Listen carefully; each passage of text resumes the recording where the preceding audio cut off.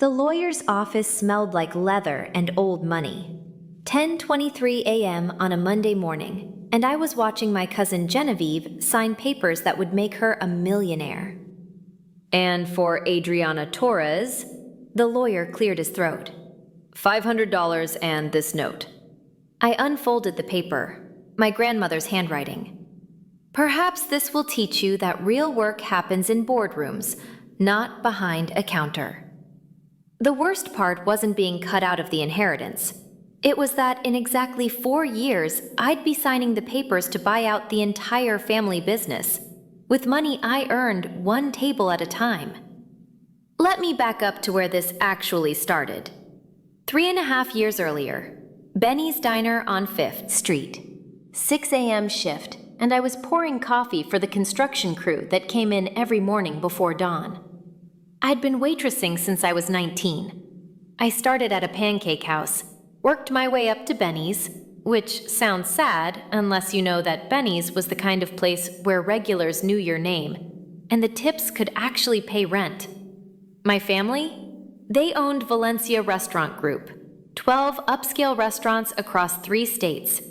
My grandmother started it in 1974 with one tiny Spanish tapas place. But I'd never worked for them, never asked to. Your grandmother called again, my roommate Fiona told me one night, watching me count tips at our kitchen table. 3rd time this month. Let me guess, she wants to know when I'm going to stop embarrassing the family? She used the word ambition several times. Here's what you need to understand about my family. 1. They measured success in quarterly earnings and square footage. 2. Service work was something you hired people to do, not something you were. 3. My choice to waitress instead of getting my MBA wasn't seen as honest work. It was seen as rebellion. Family dinners were torture. My cousin Genevieve, Stanford MBA, VP of Operations by 28, would talk about expansion strategies while shooting me pitying looks across the table. Still at the diner? She'd ask, voice dripping with concern that didn't reach her eyes. Still feeding people who actually appreciate it? I'd reply. But here's the thing nobody knew. I was learning. Every night after my shift, I came home and studied. Not from textbooks, from reality. I tracked every order, every complaint, every rush period. I learned what made customers come back, what made them leave. Why do some servers make twice the tips as others? How the kitchen really worked versus how management thought it worked. I filled 19 notebooks in 3 years. You're doing it again, Fiona would say, finding me at 2 a.m. with spreadsheets covering our coffee table. Do you know why table 12 always orders dessert, but table 15 never does? Because you haven't slept in 36 hours? Sightlines. Table 12 can see the dessert display. Table 15 can't. It's a $600 a month difference for one table position. She stared at me. You're building something, aren't you? I was. The breaking point came on a random Thursday. Lunch rush. I was carrying 4 plates, chicken parmesan, 2 burgers, Caesar salad, when I overheard my Uncle Frederick at table 8. He was there with some business partners. Didn't see me. My niece? He laughed. Bright girl, but no head for business. Content to be a waitress her whole life. My mother's heartbroken about it. Something crystallized in that moment. Standing there with $42 worth of food getting cold in my hands, listening to my own uncle dismiss everything I'd been building. That night, I called in sick for the first time in 2 years. Instead, I drove to every single Valencia Restaurant Group location, all 12 of them. I went as a customer. What I found made my chest tight. Servers who hated their jobs and let it show. Kitchens running inefficiently, wasting hours and ingredients. Managers who'd never worked a service day in their lives. Customers eating there out of habit, not enthusiasm. The same outdated menu at every location, regardless of neighborhood. They were making money because of my grandmother's reputation and prime real estate. But the soul was dying. I stayed up for 53 hours straight. When Fiona found me, I had a complete business plan spread across every surface of our apartment. Remember when you asked if I was building something? My voice was hoarse from talking to myself. I'm going to buy them out. The whole company. With what money? I'll make it. She didn't laugh. That's how I knew it was real. I gave myself 4 years. First, I needed capital. I took every shift I could, doubles, triples, covered for anyone who called out. I smiled through sore feet and rude customers and the 1,000 tiny humiliations of service work. But I was also networking. That construction crew that came in every morning? One of them was Yuki Tanaka, who turned out to own a commercial construction company worth $40 million. You're different from most servers, she said one morning, watching me automatically refill her coffee before she had to ask. You see patterns. You're different from most customers. You notice when your server is paying attention. 6 months later, she was my first investor. $50,000. Why? I asked her, stunned, staring at the check. Because I started as a day laborer. Because everyone told me I'd never run my own company. Because you remind me that the people doing the actual work usually understand it better than the people in the boardroom. She held my gaze. Don't make me regret this. I didn't. Year 2. I took a job at one of those restaurant consulting firms. Entry level. I was 30 years old, working alongside 22-year-olds with hospitality degrees, and my family had no idea. I told them I'd been promoted to diner manager. They stopped asking questions after that. But I was learning systems, financial modeling, vendor negotiations, health code optimization. Everything my family had hired MBAs to do, I was learning it from the inside. And I was still waitressing on weekends, still taking notes. Year 3. My grandmother got sick. The family rallied around her. I visited every week, brought her favorite pastries, sat with her while she told stories about starting the business. I served every single table myself the first 2 years, she told me once, her hand thin and spotted in mine. Your grandfather thought I was crazy. But I needed to understand what people wanted. That's smart, I said softly. She looked at me with those sharp eyes that hadn't dimmed. You think I'm a snob about your waitressing. I think you built something amazing and you're protective of it. I'm dying, Adriana, and I'm worried. The business, it's not what it was. The passion's gone. She squeezed my hand. Your cousins know spreadsheets, but they don't know people. I wanted to tell her everything at that moment. Almost did, but I stayed quiet. She passed 3 months later. The whole family gathered for the will reading, that leather and old money office I mentioned at the start. Genevieve got controlling interest. 49% of company shares, plus her existing stock. My Uncle Frederick got a VP position and a guaranteed salary. 3 other cousins got executive roles and healthy stock packages. And I got $500 and a note about learning to do real work. On the ride home, I couldn't feel my hands on the steering wheel. Fiona found me sitting in our parked car 2 hours later, just staring straight ahead. She didn't know, I finally said. Everything I've been building. She died thinking I'd given up. So show them she was wrong. With what? I'm still $30,000 short of my target buy-in. The consulting firm's salary is good, but not that good. I'd need another 2 years of saving, and by then what? By then, the company my grandmother built would be completely hollowed out. I'd seen the latest reports. Genevieve was cutting costs in all the wrong places. Cheaper ingredients, reduced staff. The Google reviews were starting to turn. I need to move faster, I said. The next morning, I walked into my boss's office at the consulting firm. I want to pitch you something, I told her. A case study, Valencia Restaurant Group. I can get you inside access for a consulting contract. In exchange, I want a commission on the deal, plus a promotion to senior consultant. She leaned back in her chair. You're related to them, aren't you? You're the waitress's niece they talk about. My face went hot. You know them? Your cousin Genevieve hired us last year. We told her the company needed grassroots restructuring.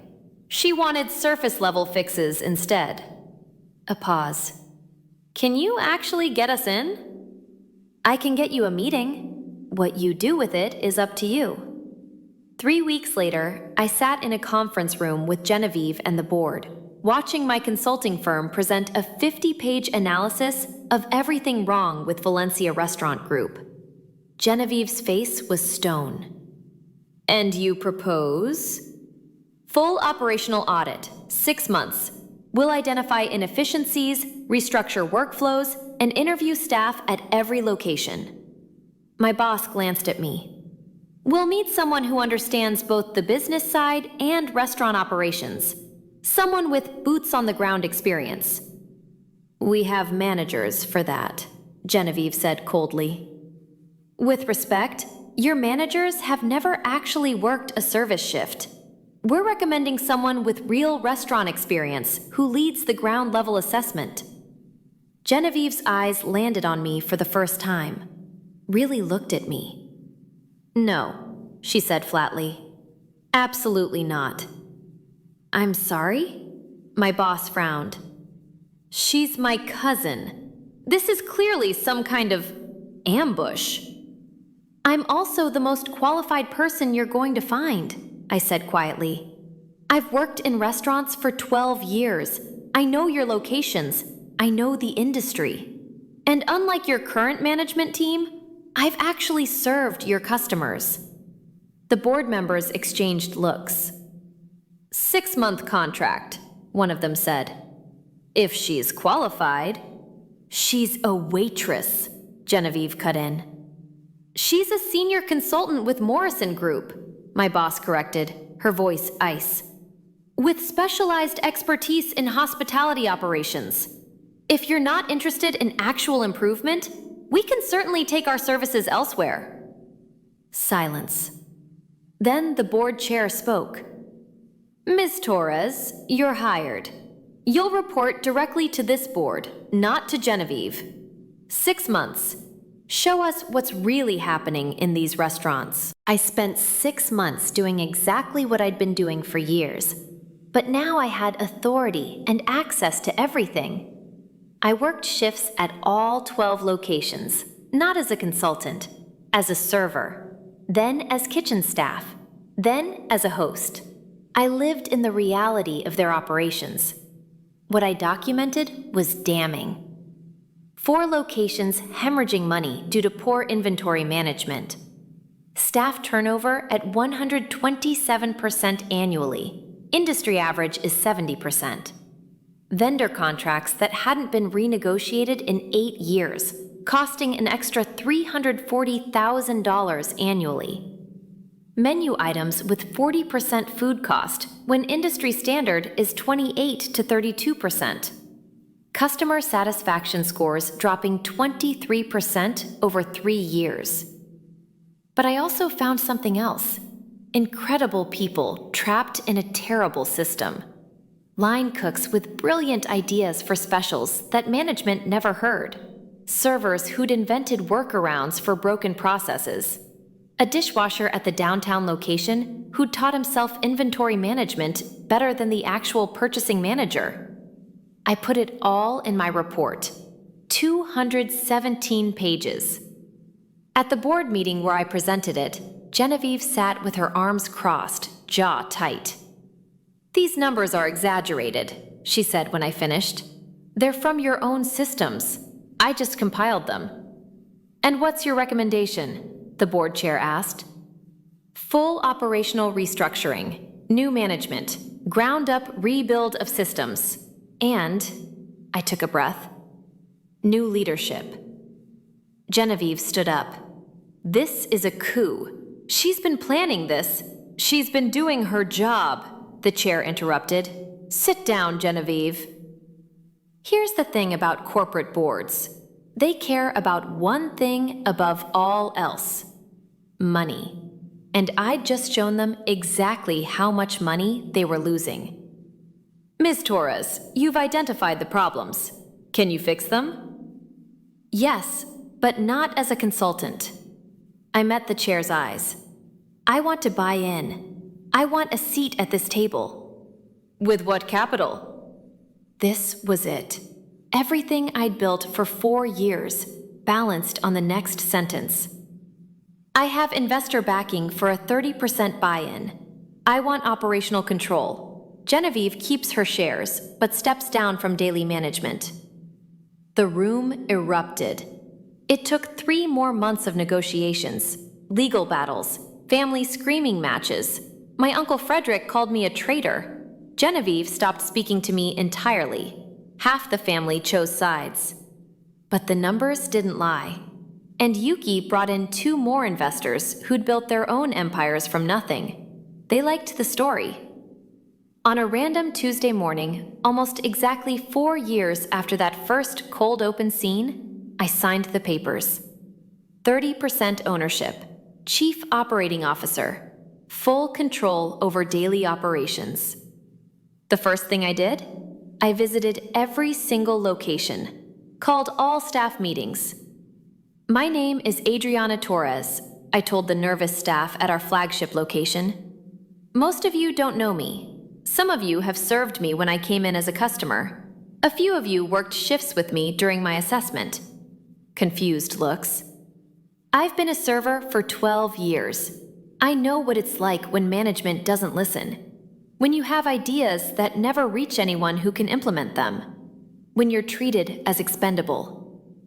The room was dead silent. "That ends today.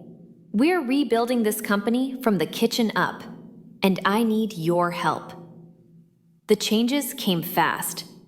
Profit sharing for all staff who stayed longer than 1 year. Quarterly idea sessions where anyone could pitch menu items or process improvements. Promoted that dishwasher to purchasing manager. He saved us $180,000 in the first year. Renegotiated vendor contracts. Rebuilt the menu at each location to reflect the neighborhood. Invested in training and decent scheduling. Staff turnover dropped to 43% in year 1. Customer satisfaction scores climbed every single quarter. We opened 2 new locations in year 3, designed with input from servers and cooks, not just architects. Now it's been 6 years since that reading. I'm sitting in my office, my actual office, not a consulting room, not a break room where I counted tips, and I just got off the phone with our CFO. Valencia Restaurant Group is now valued at 3 times what it was when I bought it. We have 18 locations. Every single employee gets health insurance and paid sick leave. Our lowest paid staff members make $4 above minimum wage, plus tips and profit sharing. And last month, Food and Wine called us the restaurant group that remembered restaurants are about people, not just profit margins. My family? It's complicated. Genevieve and I had coffee last week. First time in 3 years. "I hated you," she said, not looking at me. "For so long." "I know. But I've been watching. What you've built." She finally met my eyes. "It's what Nana wanted. I just couldn't see it." "She taught both of us," I said softly. You learned the business. I learned about people. Turns out, you need both. We're not close. Maybe we never will be. But it's something. My Uncle Frederick still won't speak to me. That's fine. What matters is this. I'm sitting here at 7:42 p.m., watching the dinner rush at our downtown location through the window. The place is packed. There's a server, can't be more than 23, moving through the room like she owns it. Confidence, happy. She catches my eye through the window and grins, giving me a quick wave. I wave back. Because here's what I learned in those 19 notebooks. Those 4 years of double shifts and sore feet and family dinners where I was the disappointment. The people doing the work usually understand it better than the people managing it. Success isn't about where you start. It's about what you're willing to learn. And sometimes being just a waitress means you're the only one in the room who actually knows what matters. My grandmother's note said I needed to learn about real work. Turns out I already knew. I just had to teach everyone else. I pick up my phone and text Yuki. Dinner at the flagship location? My treat. Her response comes back immediately. Only if you're serving. I laugh, grab my coat, and head downstairs. Because I still work a shift every week. Not because I have to, because it reminds me why we're really here.